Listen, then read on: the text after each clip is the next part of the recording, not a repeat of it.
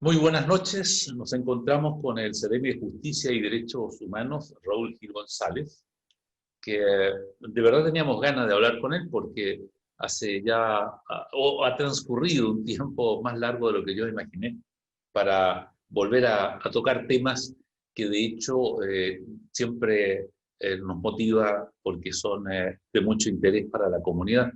A algunos no les afecta directamente, pero sí conocer de qué se trata, lo que está haciendo la justicia en este ministerio en la región, es una información que nos va a resultar útil a todos. Ya se van a enterar por qué. Bueno, bienvenido Raúl, gracias por aceptar nuestra invitación a conversar. Y discúlpame que había pasado mucho tiempo sin que hubiésemos podido retomar el hilo de los temas de tu cartera. Bueno, Enrique, los saludo y muy contento de poder, a través suyo y de la fiel audiencia, poder informar a la comunidad de Arica y la región de Arica y Parinacota en general sobre los temas de la cartera del sector justicia que en definitiva nos interesan a todos. Así es. Mira, partamos por algo que es una ley que está en plena vigencia, es relativamente nueva, pero interesante preguntarte qué tal las has visto en su ejecución. Me refiero a la ley de entrevistas videograbadas para protección de niños y niñas y adolescentes, que son, digamos, víctimas de delitos sexuales y otros delitos graves. ¿Qué tal ha funcionado eso en nuestra región, Raúl? Bueno, nuestra región es una de las regiones pilotos con la que comienza la implementación de esta ley 21.057, que como bien decía se denomina o ley de entrevistas videograbadas para niños, niñas y adolescentes víctimas de delitos sexuales u otros delitos graves. Sí. ¿Qué es lo que pretende esta ley? Lo que pretende es corregir unas circunstancias que en la práctica llevaba a dificultar la persecución penal, o sea, condenar a delincuentes de delitos sexuales y proteger a las víctimas cuando son niños, niñas y adolescentes, a través de evitar lo que se denomina la revictimización secundaria. ¿Qué significa Claro. esto? Que cuando un niño o una niña son víctimas de delitos sexuales, por ejemplo, ¿qué es lo que ocurría antes? Y en otras partes de nuestro país todavía, lamentablemente, que no se ha implementado todavía esta ley, ¿qué ocurría? Ocurría que cuando llevaban a la niña, por ejemplo, abusada sexualmente, donde la policía, o cuando se le contaba y develaba esto a un familiar cercano, una madre, a la tía, hermana, etcétera, lo contaba. Luego tenía que ir a la policía a contarlo de nuevo. Anotaban esto. Luego la llevaban a constatar lesiones, donde un médico facultativo de nuevo contaban todo. Luego en tribunales contaban la historia. Ante la fiscalía, ante psicólogos, peritos. Luego juicio oral, es decir, relataba 7 veces el mismo dolor. Bueno, eso se evita a través de esta ley de entrevistas videograbadas. ¿Y en qué consiste? Que el mismo caso de este niño, niña, víctima de abuso sexual, cuando devela lo que le ocurre ante un profesor, ante un personal médico o policía, ya hemos capacitado a estas personas, que son los que están en primera fila con los niños, o los que conocen de estas develaciones, están capacitados para no entrevistar ni ir al fondo del asunto, sino que se lleva a estos niños a una sala de entrevistas, así se llaman, videograbadas, para que, primero, es un lugar amable, es un lugar estandarizado en todo Chile con estándares internacionales para que el joven, el niño, la niña o adolescente se encuentre en un espacio tranquilo. Va a ser entrevistado con personas que tienen psicología para ello, están preparados, son entrevistadores profesionales. Y por otro lado, cámaras grabando esto. Luego, es la única declaración que va a prestar, salvo en el juicio oral, si se estima. Pero no se evita esto de ir contando una, otra, 5, 6, 7, 8 veces la misma historia, donde se va recordando el dolor y donde cuenta muchas veces, y existen constancias, muchas veces existen además contradicciones que servían en los juicios orales para relevarlas y dejar muy mal a esa víctima que lo menos que quería era estar ahí. Y esto dificultaba la condena del agresor. Bueno, todo eso a través de la implementación de esta ley se ha salvado y está funcionando en nuestra región. Digo, en las regiones extremas somos pilotos, lo que agradecemos porque desde luego esto va en beneficio de nuestras niñas y adolescentes víctimas de estos delitos sexuales o delitos graves. Claro, resulta evidente de que es una mejora extraordinaria en favor de estos casos, de estas niñas o niños, ¿verdad? Y adolescentes que sufrían pues, no solo la agresión misma, sino después esta repetición de, como tú bien dijiste, del dolor y de la desesperanza, la angustia, tener que relatarlo, y tal vez no siempre en cada repetición iban a decir con exactitud lo que dijeron la primera vez, lo cual también es un asunto importante a la hora de emitir un fallo, ¿no? Un juicio. Claro, bueno, afortunadamente eso está funcionando y qué bueno saber que ya está en franco progreso y aplicación en la región de Arica y Parinacota.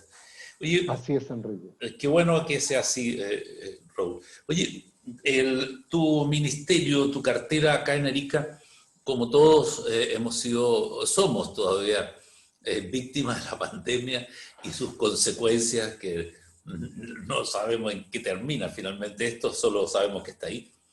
¿Cómo se adaptaron ustedes con los servicios que están bajo tu supervisión, dirección?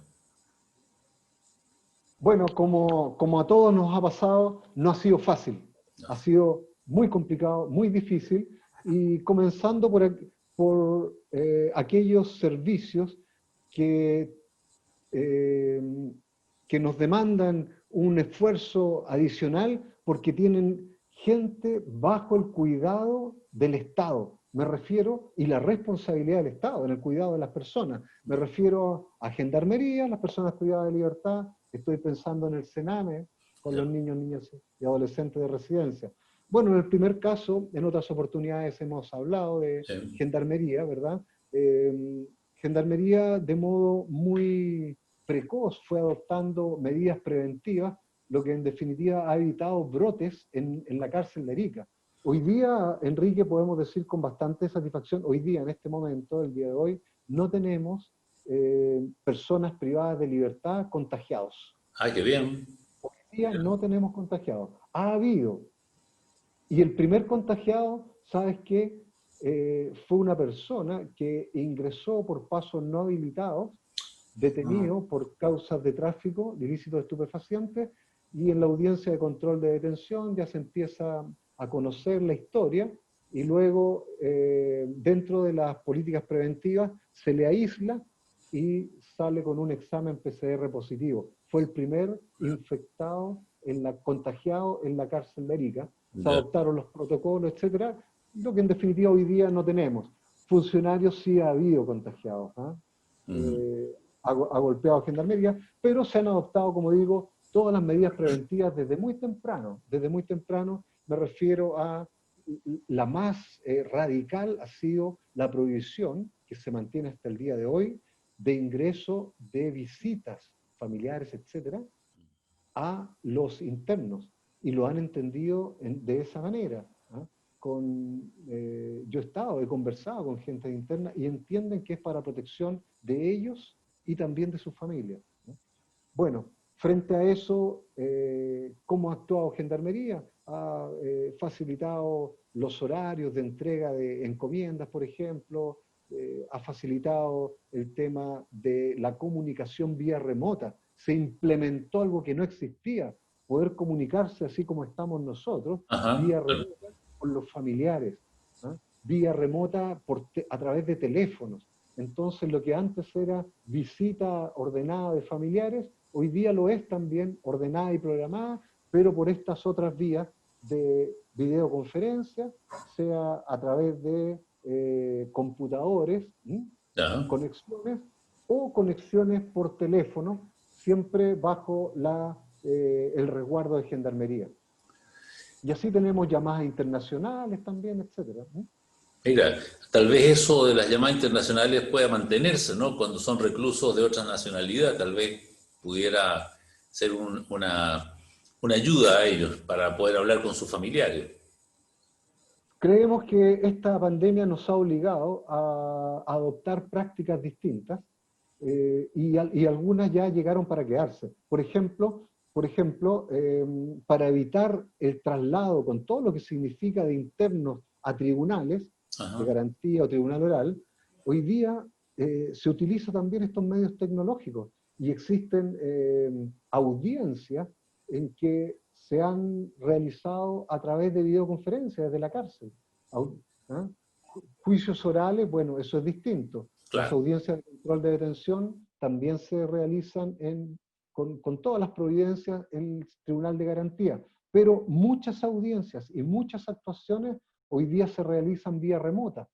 La visita que realiza el defensor del imputado también lo hacen a través de vía remota. Existen computadores que la Defensoría Penal Pública tiene a disposición de los usuarios y así puede y se mantiene la comunicación que la ley en un debido proceso obliga a proveer, digamos. O sea, la persona tiene derecho a conversar privadamente con su abogado, se cumple de esa manera. Cuando la fiscalía o las policías también pueden interrogar, los jueces, visita de cárcel, lo hacen también a través de videoconferencia. Entonces, ha cambiado nuestra situación. Y es el caso de las parejas que van y se reúnen o se reunían, pues, eso no ha ocasionado problemas al suspenderse esas visitas, no recuerdo cómo se llama el nombre técnico, pero Le matrimoniales, llaman, se llaman visitas conyugales, conyugales. malamente, porque no es necesario que sea cónyuge, Vale. pero estos son terminología que quedó como visita conyugal, Uh-huh. y sobre eso una noticia también que tiene que ver con lo que se está realizando, las grandes obras en la cárcel.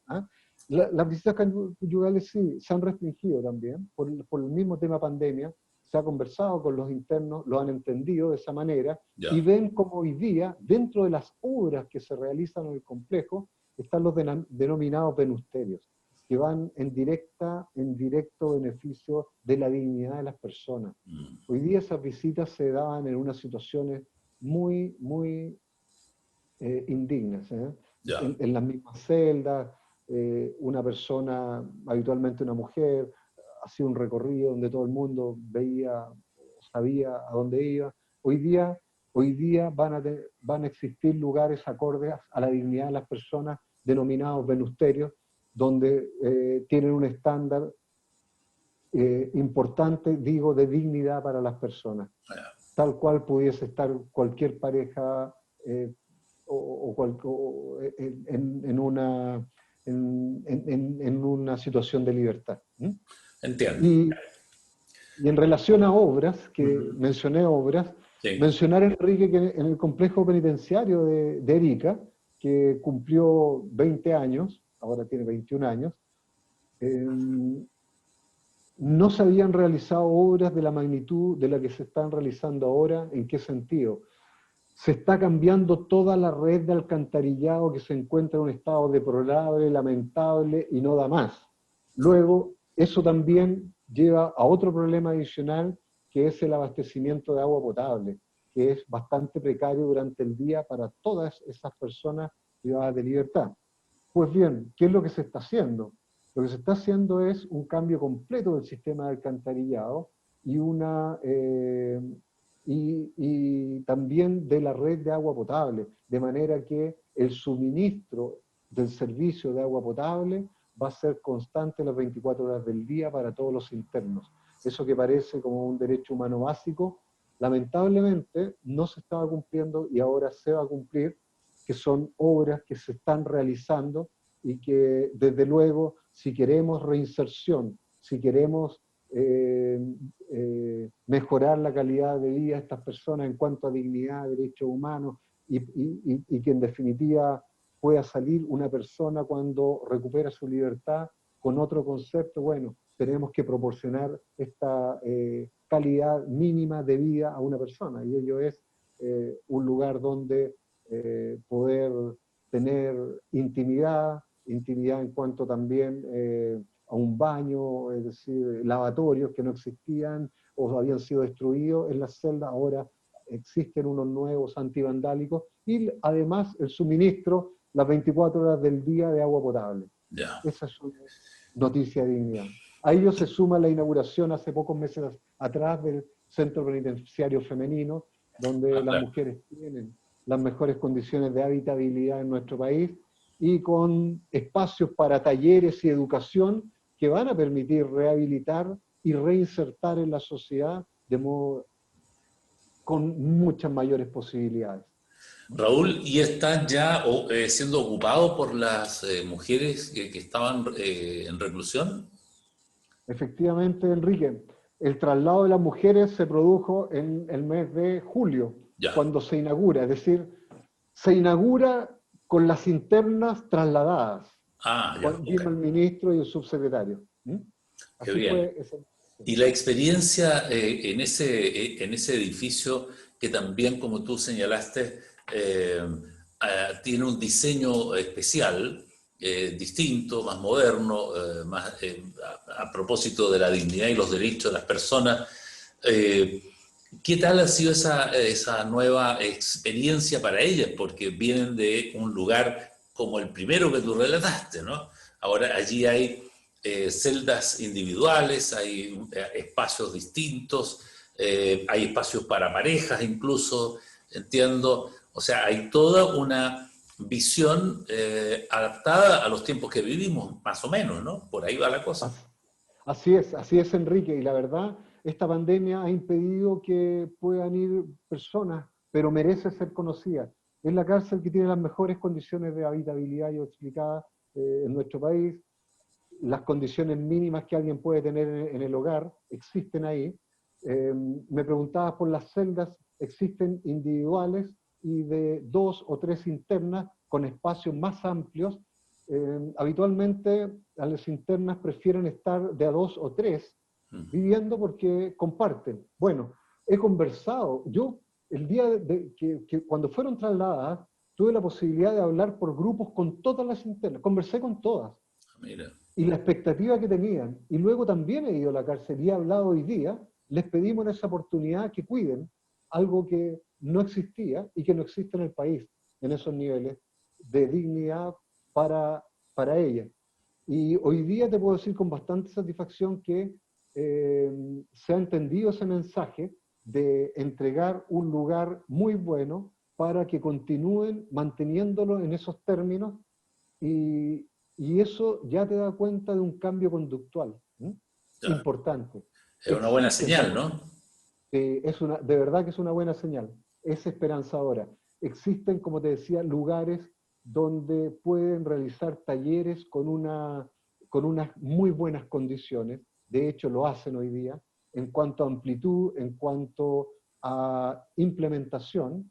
Incluso aquellas mujeres, se ha pensado en un foco intercultural. Existen máquinas hiladoras para aquellas internas de ascendencia aymara que quieran y tengan esa costumbre. Ahí lo pueden hacer, pueden seguir desarrollándose como personas, como mujeres. El enfoque intercultural también está presente, Qué bien. porque, porque de esa manera pueden salir personas distintas a aquellas que delinquieron y tuvieron que, por errores, estar privadas de libertad. Además, Además existen lugares apropiados para los niños, aquellas internas que tengan hijos hasta 2 años que pueden estar ahí. Existen sala cuna, baños habilitados para pequeños que tengan que estar con sus madres porque ellos no tienen la culpa de estar Ah, no. presos, ¿verdad?, por las acciones de sus padres o su madre en este caso. Entonces, esas condiciones también han sido pensadas, y la verdad que es un lugar que merece ser conocido, merece ser apoyado. Las personas que están ahí tienen una mentalidad distinta en cuanto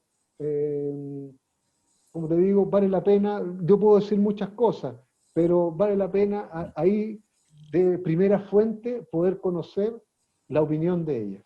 Bueno, yo creo que una vez que se calme esto de la pandemia vamos a poder hacer reportajes allí, dado que es una edificación nueva con condiciones también novedosas. Por lo tanto, va a ser interesante darlas a conocer a la comunidad, porque... Entre otras novedades, sí, Enrique, disculpa, entre otras novedades, no tienen las clásicas garitas y torres de vigilancia, Ah, mira. sino que la vigilancia perimetral e interna es todo a través de tecnología, videovigilancia. Mira qué bien. O sea, no se siente la presencia de quien está destinado a controlar los desplazamientos, la vida interna de las Sí, reclusas, ¿no? De las personas que están allí. Eso es una quita también manera, presión, ¿no? Claro. así es, y se le otorga, sienten que se otorga mayor responsabilidad en todo sentido. Qué bien. O sea, de verdad que debe ser, dentro de lo que significa estar en privación de libertad, debe ser un espacio y un ambiente muchísimo más grato y más apropiado para hablar de reinserción después de estas personas a la sociedad en condiciones de haberse rehabilitado producto de que el lugar donde estuvieron fue propicio para ese cambio cultural o social, en fin, psicológico. Uno nunca sabe cuáles son lo que gatilla estos delitos, pero claro, es más motivante recuperarse en esas condiciones que en otras donde nada de aquello existe, ¿no? Hay mayores posibilidades y es lo que dicen las propias internas. Ya, qué bien. Raúl, ha sido una muy buena conversación por los antecedentes y el relato que tú has hecho de las actividades que están dependiendo de tu cartera acá en la región y espero que el año termine también con estadísticas que hablen de este progreso que tú estás comentándonos, de las soluciones que se están implementando para mejorar la calidad de vida de los internos y de los adolescentes también que están privados de libertad, porque resulta tan poco creíble, no es que ponga en duda lo que tú dices, pero me resulta tan poco, o sea, es increíble que estas personas no hayan tenido agua potable durante el día o la noche, ¿no? Y que los servicios sanitarios ya no existían y no había habido preocupación real por resolver esto. O sea, A ver, perdón, sí existía agua potable, pero de modo muy restringido. ya, Minutos durante el día, por eso con digo, cortes pero prolongados. claro, pero no es lo normal que de repente necesitas agua y no hay porque te lo van a dar dentro de media hora, una hora más, ¿no? No sé. Disponer de aquello que es un Sí. elemento vital para la vida de los seres humanos, que esté restringido o no sé, complicado por el sistema tan antiguo, se deterioró, etcétera, y poner eso otra vez a funcionar como corresponde, no me resulta algo menor, ¿no? Me parece que es una recuperación de la dignidad de estas personas, ¿no? Que merecen una atención básica como esa, ¿no? De tener espacio donde un baño, donde que exista el baño, que no que se perdió hace mucho tiempo por, no sé, alguien lo rompió y nunca más se repuso. Necesitar agua y no tienes agua en ese momento. O sea, si esas cosas se normalizaron, por favor, yo creo que eso también mejora el estado de ánimo de quienes están privados de libertad, ¿no? Así es. Te felicito porque no son tareas menores esas, y por supuesto ya hablar de construcciones como la cárcel de mujeres, en fin, u otras, son obras mayores en el sentido de obra civil, pero aquí tú has hablado también, y eso es donde yo pongo el punto, es en la calidad de vida de los reclusos o de las personas privadas de libertad, hombres o mujeres, ¿no? Si queremos reinsertarlos, trabajar para que ellos vuelvan a la sociedad y sean personas normales, con capacidad de retomar su vida también con normalidad, de trabajar, vivir, volver a tener su familia, etcétera, pensar de que pueden llegar a ser útiles a la sociedad y para ellos mismos, a pesar de haber cometido algún error. Bueno, eso es lo que se espera finalmente en general, ¿no?, de la gente que ha tenido que vivir estas experiencias. Así es, Enrique, y hechos concretos. Te cuento además que hace un mes y medio aproximadamente se integró a trabajar una nueva empresa en los recintos del complejo penitenciario de Hacha, que ¿Cómo tiene así? 22 trabajadores, también he visitado, he conversado con los trabajadores, 22 internos trabajando en la confección de cajones para tomates. Ya. Resulta que con la pandemia, los toros que conocemos Y en la los región, toritos, les claro. eso es. Bueno, con la pandemia hubo mucha gente que dejó de trabajar, entonces no tenían dónde y necesitaban para la agricultura Claro.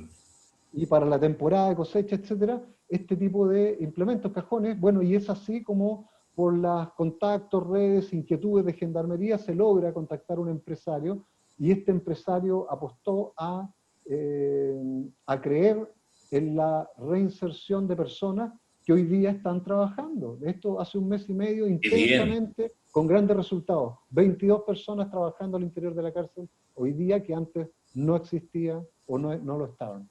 Bueno, son noticias muy interesantes que hablan de una visión diferente en el trato y en la relación con estas personas, y qué bueno que los privados también vislumbren que allí hay gente que puede ser útil desde donde se encuentra en estos momentos para beneficio de ambas partes, ¿no? Darle trabajo a ellos, sí, claro que apunta hacia la reinserción en la sociedad de estas personas, y el ejemplo que acabas de dar es un buen ejemplo para señalar que es posible hacerlo.